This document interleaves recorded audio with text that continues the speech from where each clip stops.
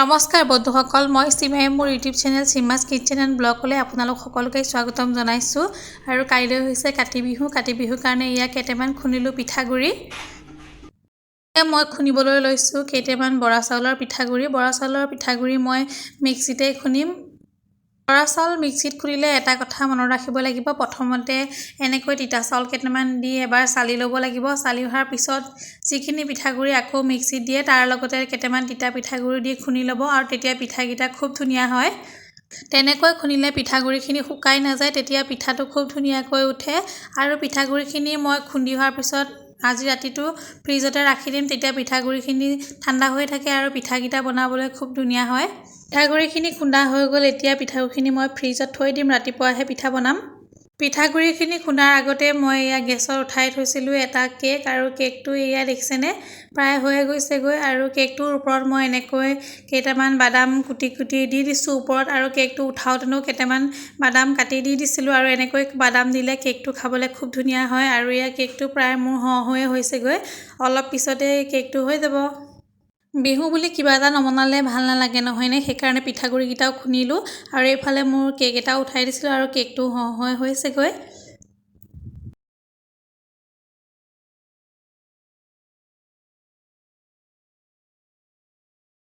ৰাতি ভাত পানী খোৱা হৈ গ'ল। ভাত পানী খাই হোৱাৰ পাছত মই এয়া বনাবলৈ লৈছোঁ কেইটামান নিমকি কেইটামানো বনাওঁ বিহু বুলি। আৰু এয়া দেখিছিলে নিমকিকেইটা খুব ধুনীয়াকৈ ফুলি গৈছে। মই পিঠা নিমকি কেকৰ ভিডিঅ' আপোনালোকক লাহে লাহে দিম। আজি ভালকৈ ভিডিঅ' কৰা হোৱা নাই, কাৰণ বিহু বুলি কিমান কাম থাকে জানেই, আৰু নিমিৰ লগতো লাগিব লগা হৈছে, এইফালে ভাত পানী, আৰু মানুহজনে বহুত সহায় কৰে। তথাপিতো দিয়কচোন, বিহু বুলি মই যিখিনি কৰিছোঁ তেওঁ সেইখিনি কৰিব নোৱাৰে, আৰু সেইকাৰণে মই ভিডিঅ' ভালকৈ বনোৱা হোৱা নাই। লাহে লাহে মই আপোনালোকক নিমকি কেক আৰু পিঠাৰ ৰেচিপিখিনি দি থাকিম। আৰু এয়া মোৰ নিমকিকেইটা হৈ গৈছেগৈ। এইকেইটা নিমকি মই নমাই ল'ম, বেছি ৰঙচুৱা হ'বলৈ নিদিওঁ। আৰু এয়া দেখিছেনে সকলোখিনি নিমকি বনোৱা হৈ গ'লগৈ, আৰু নিমকিকেইটা মোৰ খুব ধুনীয়া হৈছে। আৰু এনেকৈ নিমকি ফুলিলে খাবলৈও খুব ধুনীয়া হয়। বহুত দেৰিয়ে হৈ গ'ল, 12টামানেই বাজিবলৈ হ'ল, আৰু এয়া মোৰ নিমকিখিনি বনাই হৈ গ'ল, লগতে কেকটোও হ'ল, আৰু পিঠাগুড়িকেইটাও খুন্দি থৈছোঁ। আৰু এইটো দেখিছেনে কেকটো কিমান ধুনীয়া হৈছে। আৰু তেতিয়াহ'লে আজিলৈ আহিছোঁ, ৰাতিপুৱা লগ পাম। আৰু আজি বিহু বুলি এয়া ৰাতিপুৱা খাব লৈছোঁ জলপান। আৰু দৈ এবাৰ খোৱা নাই, কাৰণ মোৰো গা ভাল নাই, সেইকাৰণে দৈ অনা নাই। এৱা গাখীৰৰ লগতে খাম, চিৰা গুড় আৰু এৱা গাখীৰ। তেতিয়াহ'লে জলপানটো খাই লওঁ। খাই বৈ আজৰি হৈ নিমি আৰু দাদাই এয়া তুলসী ৰুলে, আৰু লগতে ভেটি এটাও বনাইছে। এয়া দেখিছেনে ভিডিঅ' কৰা বুলি গম নাপায়, মই মনে মনে ভিডিঅ' অকণমান কৰি ৰাখিছিলোঁ। আৰু নিমিহঁতে মুচিছে, নিমিহঁতক বৌয়ে পানী আনি দিছে, আৰু নিমিয়ে খুব ভাল পাইছে এনেকৈ মুচিবলৈ পায়।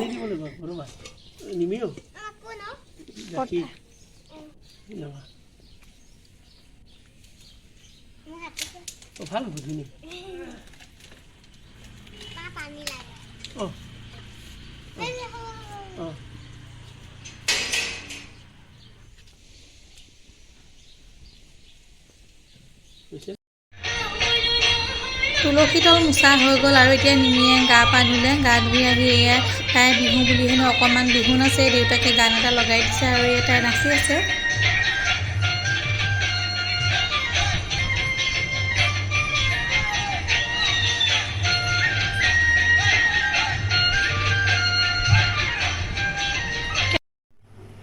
বিহু বুলি ৰাতিপুৱা ভাত খোৱা নাই, আৰু এতিয়া মোৰ দুপৰীয়া ভাত হৈ গ'ল। এয়া বনাইছোঁ দাইল, আৰু মাহঁতৰ ঘৰত আগতে বিহু বুলি ভাত নবনায়, কিন্তু এতিয়া মই ভাতেই বনাইছোঁ, কাৰণ নিমিৰ কাৰণে অকণ বনাবই লাগিব, তাই দুপৰীয়াও খোৱা নাই। আৰু এয়া মোৰ দাইল হৈ গ'ল।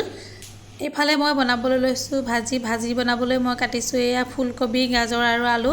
পটাপট ভাতটো বনাই খাই আজৰি হৈ লওঁ, মই নাৰিকলৰ লাডু কেইটামানো বনাব লাগিব। খাই বৈ আজৰি হৈ এয়া মই বনাই আছোঁ নাৰিকলৰ লাডু। আৰু ভাত খোৱাৰ আগতে মই নাৰিকলখিনি পিচি চেনিটো সানি ৰাখিছিলোঁ, আৰু তেনেকৈ যদি অকণমান সময় ৰাখি থোৱা হয় তেতিয়াহ'লে লাডুকেইটা খুব ধুনীয়া হয়। বেছি ডাঙৰকৈ বনোৱা নাই, সৰু সৰুকৈ বনাইছোঁ। এয়া দেখিছেনে, আৰু নাৰিকল লাডুকেইটা খুব ধুনীয়া হৈছে। বেছি হোৱা নাই, কেইটামানে হ'ল, কাৰণ নাৰিকলটো একেবাৰে সৰু আছিলে, তথাপিতো কেইটামান হ'ল। আৰু লাডুকেইটা ভাল হ'লে মনটো খুব ভাল লাগে। আৰু এয়া দেখিছেনে নাৰিকল লাডুকেইটা খুব ধুনীয়া হৈছে। এয়া মই কালি ৰাতি খুন্দি ৰখা বৰা চাউলৰ পিঠাগুড়িখিনিয়ে বনোৱা কেইটামান পিঠা, আৰু পিঠাখিনি ইমান ভাল নহ'লে এইবাৰ, তথাপিতো কেইটামান বনালোঁ। এতিয়া বনাবলৈ লৈছোঁ কেইটামান ঘিলা পিঠা আৰু ঘিলা পিঠাটো খাই নিমিয়ে খুব ভাল পায় সেইকাৰণে কেইটামান বনাইছোঁ বৰা চাউলৰ আৰু ইয়াত মই অকল গুড় দিছোঁ আৰু বেলেগ একো দিয়া নাই অকল বৰা চাউল আৰু গুড় দিয়ে বনাই আৰু এই পিঠাটো নিমিয়েও খাই ভাল পায় লগতে ময়ো ভাল পাওঁ সেইকাৰণে ভাবিলোঁ কেইটামান বনাওঁ বুলি ছোৱালী হৈ থাকোঁতে ঘৰত আগতে মায়ে যেতিয়া ঘিলা পিঠা বনায় তেতিয়া ভণ্টি আৰু মই এনেকৈ গোল কৰি কৰি থৈ দিওঁ আৰু মায়ে পিঠাকেইটা ভাজি দিয়ে আৰু আজি মই এয়া অকলেই বনাইছোঁ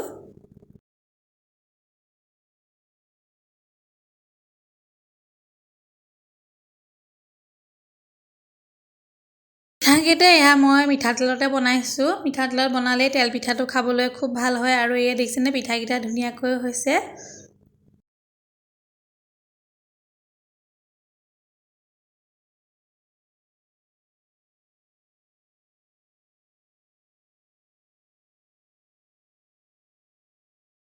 এইকেইটা পিঠা মোৰ হৈ গ'ল আৰু পিঠাকেইটা এতিয়া মই নমাই ল'ম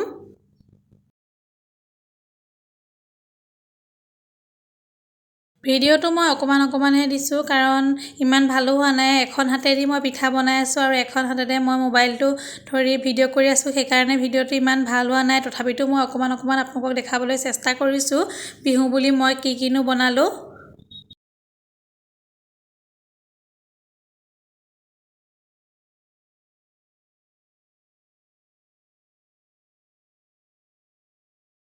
ঘিলা পিঠাকেইটা বনোৱা হৈ গ'ল আৰু এইফালে মই কেইটামান বনালোঁ বৰপিঠা আৰু এই বৰপিঠাটো খাবলৈ চবেই ভাল পায় নহয়নে বাৰু মই ভাল পাওঁ সেইকাৰণে বৰপিঠা কেইটামানো বনালোঁ বিহু বুলি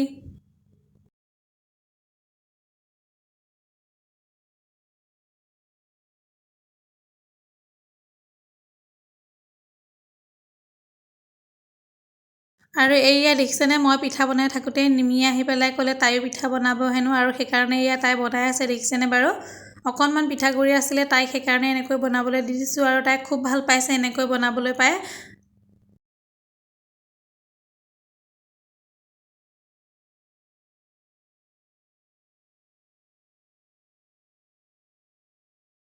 বৌয়ে তুলসী তলতে এয়া শৰাই আগবঢ়াইছে আৰু মই এইবাৰ কৰা নাই কাৰণ এঘৰতে বৌয়ে কৰি দিছে সেইকাৰণে হৈ যাব বৌয়ে কৰাৰ কাৰণে মই সেইকাৰণে কৰা নাই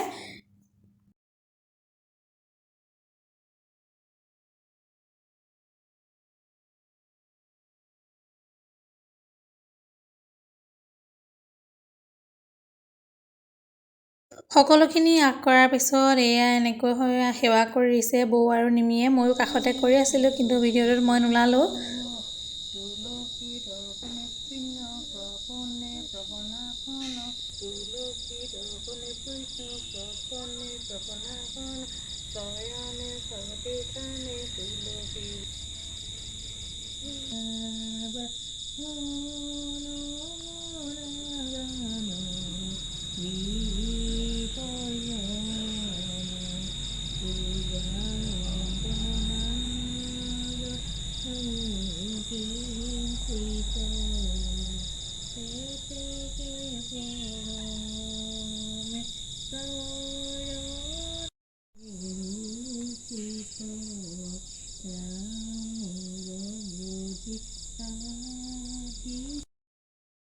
আৰু এনেকৈ মাটি চাকি জ্বলালে খুব ভাল লাগে নহয়নে মাটি চাকিৰ পোহৰটো আৰু এয়া দিছে বৌয়ে প্ৰসাদ আৰু বৌয়ে খুব ধুনীয়াকৈ প্ৰসাদকেইটা এনেকৈ দিয়ে খাবলৈও খুব ভাল লাগে আৰু দেখিবলৈও খুব ভাল লাগে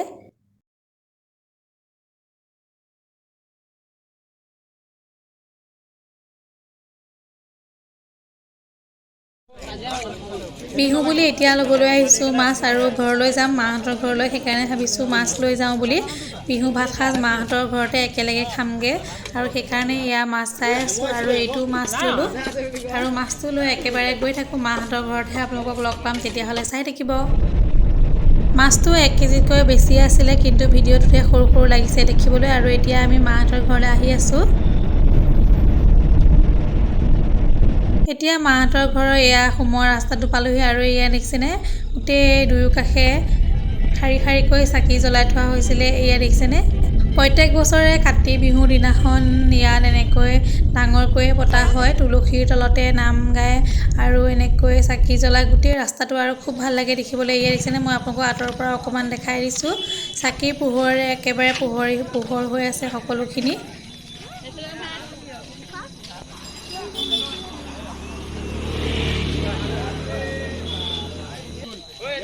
বহুত মানুহ আছিলে আৰু হুলস্থুলো হৈ আছে তথাপিতো মই আপোনালোকক অকণমান দেখাবলৈ চেষ্টা কৰিছোঁ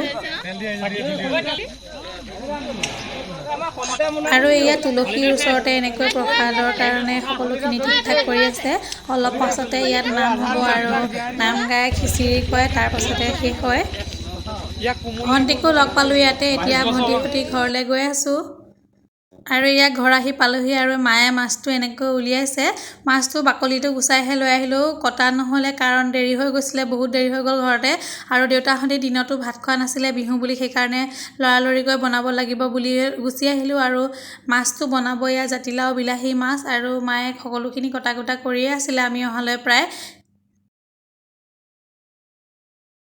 লগতে এই সৰু মাছটো যে দেখিছে এইটো আনিছোঁ পুৰি খাবলৈ এইফালে মায়ে কাটিছে এয়া কলডিল বনাব কলডিলৰ সৈতে বনাব ব্ৰইলাৰ মাংস আৰু আপোনালোকে বাৰু কলডিলৰ সৈতে ব্ৰইলাৰ মাংস ভাজিখন খায়নে খুব ধুনীয়া হয় খাবলৈ কেতিয়াবা বনাই খাবচোন কলডিলৰ লগত এয়া সকলোখিনি তলতে এনেকৈ উলিয়াই লৈছে বনাবলৈ বস্তুখিনি আৰু এইফালে এয়া নিমিয়ে তাই কোন মাংস খাব সেই মাংসকণ এক্সট্ৰাকৈ থৈ দিছে আৰু মাহীয়েকক কৈ আছে তাইক এইকণ মাংস দিবৰ কাৰণে আৰু ভণ্টিয়ে এয়া কাটি আছে জাতিলাও মাহঁতৰ ঘৰ ভাঙিছিলে আৰু মই আগৰ ভিডিঅ'ত আপোনালোকক দেখাইছোঁৱে এতিয়াও ঘৰ বনাই হোৱাগৈ নাই বনাই আছে আৰু বেছিদিন নাই আৰু হ'বগৈ আৰু এয়া এনেকৈয়ে বেৰ কেইখনমান দি পাকঘৰ কৰি লৈছে এইটো পাকঘৰ ভাত বনাবৰ কাৰণে আৰু ভণ্টিয়ে এয়া মাংস অকণমান বেলেগকৈ থৈছে তাই এইখিনি ভাজিব হেনো আৰু এইখিনি ভাজিবৰ কাৰণে এয়া বিলাহী পিঁয়াজ আলু এনেকৈ সকলোখিনি তাই যোগাৰ কৰি লৈছে আৰু এইফালে জুইত মায়ে বনাইছে জাতিলাও বিলাহী মাছৰ জোলখন আৰু জুইত বনালে খাবলৈ খুবেই ধুনীয়া হয় আৰু এয়া দেখিছেনে কিমান ধুনীয়াকৈ জুইকুৰা জ্বলি আছে আৰু এনেকৈ বনাবলৈ খুবেই ভাল লাগে খাবলৈও ধুনীয়া হয় আগতে আমাৰ পাকঘৰৰ এটা ধুনীয়া চৌকাই আছিলে কিন্তু এতিয়া ঘৰ ভাঙোতে সেইটো ভাঙি গ'ল আৰু সেইকাৰণে মায়ে বাহিৰতে অকণমান ইটা দি জুইকণ ধৰিছে আৰু এয়া মাছ লৈছে কেইপিছমান এতিয়া তৰকাৰীত দিবৰ কাৰণে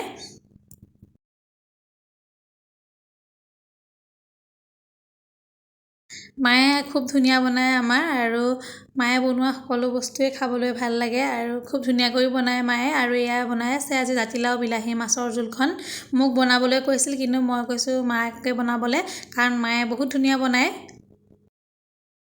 আৰু এয়া মাছ দিয়া হৈ গ'ল আৰু দেখিছেনে জুইকুৰা কিমান ধুনীয়াকৈ জ্বলিছে আৰু এতিয়া এয়া উতলাৰ পাছতে আমাৰ জাতিলাও তৰকাৰীখন ৰেডি হৈ যাব সকলোখিনি বনোৱা হৈ গৈছেগৈ আৰু এতিয়া এয়া ভণ্টিয়ে উলিয়াইছে ভাত আৰু বিহু বুলি আমি আজি কলপাততে ভাত খাম আৰু এয়া মায়ে বনোৱা জাতিলাও বিলাহী মাছৰ তৰকাৰীখন এইফালে আছে মাছৰ পিটিকা আৰু এয়া হৈছে মাছৰ পেটুৰ সৈতে ভাত ভজা আৰু এয়া ভণ্টিয়ে বনোৱা অকণমান মাংসৰ ভাজি আলুৰ লগত কলডিলৰ লগত মাংসও ভাজিছিলে কিন্তু ভাত খাবনে এয়া দিবলৈ পাহৰিয়ে থকা হ'ল আধা ভাত খাই থাকোঁতেহে মনত পৰিছে ভাজিখনৰ কথা সেইকাৰণে ভাজিখন দেখুওৱা নহ'লে তেতিয়াহ'লে ভাতটো খাই লওঁ বিহু বুলি ক'লে সঁচাই মনবোৰ খুব ভাল লাগে আৰু এয়া তুলসীৰ তলত দিয়া শৰাই ফটোখনো মই আপোনালোকক দেখাই দিছোঁ আৰু লগতে এয়া মই বনোৱা পিঠা পনাকেইটা বিহু বুলি সঁচাই খুব ভাল লাগিলে আৰু দিনটো খুব ভাল লাগিলে পিঠা পনা বনোৱাৰ পৰা আদি কৰি আৰু সন্ধিয়া মাহঁতৰ ঘৰলৈ আহিলোঁ আৰু এয়া ভণ্টিক লগ পালোঁ আৰু বিহু বুলি পেহীহঁতো আহিছিলে মাহঁতৰ ঘৰলৈ ৰাতি